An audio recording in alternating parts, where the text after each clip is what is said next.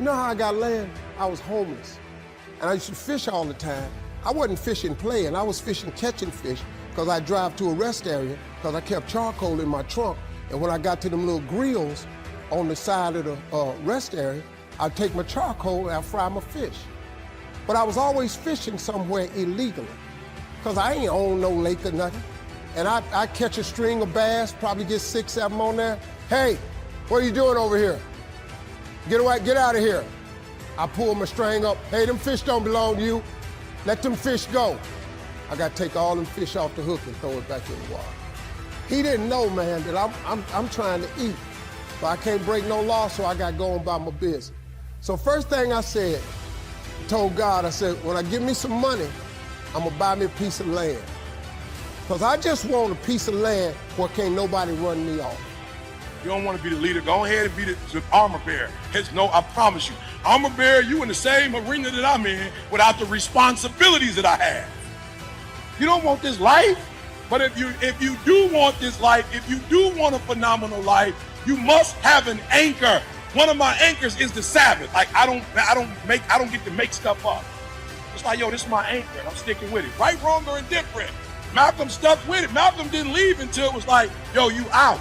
He was there, he stayed, regardless. So one of the things I want you to identify for me while you're here, especially if you're with somebody, what's your anchor? What are your non-negotiables? What are those things that you know? Look, I see dudes, and again, I'm not trying to be disrespectful, fellas, but I see dudes who were like, at best, you were average at high school.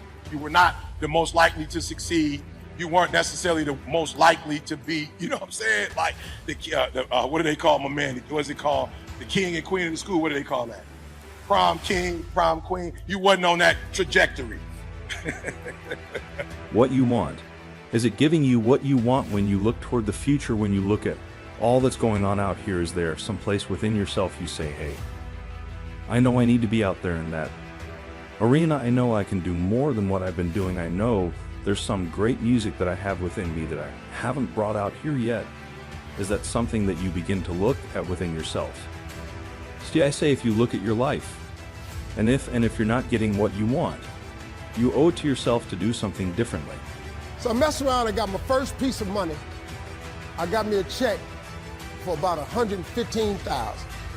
So first thing I did, went to Dallas, Texas, said I'm buy me some land. I found a piece of land, I thought it was perfect. Had a fishing lake at the end of it because I love to fish. I said, man, this piece I'm gonna buy right here. Let me talk to somebody. I was with a real estate agent. I said, how much is this? He said, it's $250,000. I can't afford this. He said, I got about $115,000. He said, I don't think you're gonna be able to get it for that, but I'll make a call. So he called the guy. The guy said he would take $115,000 now, and I could pay him the rest later. And before I did it, I said, hey man, let me ask you something. How much land is that? He said, oh, that's 6 acres. But the person that I'm with, they like me like that. The person I'm with is agape. I got here because they was ride or die. You all the way out in the deep of success with no anchor. You about to drown. Because now she looking at you when you looking at yourself like, I do got it going on. No, you don't. Not like that, you don't. Not like that. And again, there's nothing wrong with the fact that you don't got it going on like that. That's a lot of responsibility. I feel sorry for the bros that got that look, that also got 5, 6 kids with 5, 6 different women. I feel sorry for my man because he is that smooth and he keep getting that kind of attention, but he don't got the kind of discipline to be with one person. So now he's screwing up a whole bunch of people's lives. That's a lot of responsibility. I don't want it. My man, tall, dark, bro, have it. Praise God. You walk out, the female, you got it going on everywhere you go. People dropping what a responsibility. Praise God, you can have it. There are certain things that God specifically have in mind for you and only you for you in your career and your life and lifestyle to get from where it's at to where God is ultimately destined for it to be. You're going to have to shed some excess fat. You're going to have to shed some dead weight. You're going to have to shed a few pounds in people in order for you to ultimately get to where you're destined to be. And it's going to feel lonely. There's not going to be the same jokes. It's not going to feel the same as it does right now. And that's the sacrifice. The depth of your struggle, the depth of your sacrifice will determine the height of your success. The ultimate test of character molding and shaping in sacrifice is to understand that you're supposed to go off and be on your own and do your thing.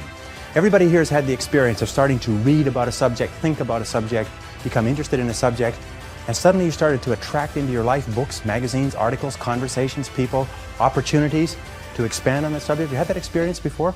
What you do is you create a force field, which we cannot explain scientifically, but it is a field of vibration that goes out from you and attracts back into your life everything that you need to realize your dominant goal. God got great life for you, man. But you're going to have to ask for it. And when you ask for it, you're going to have to believe it. After you believe it, you got to put your work in.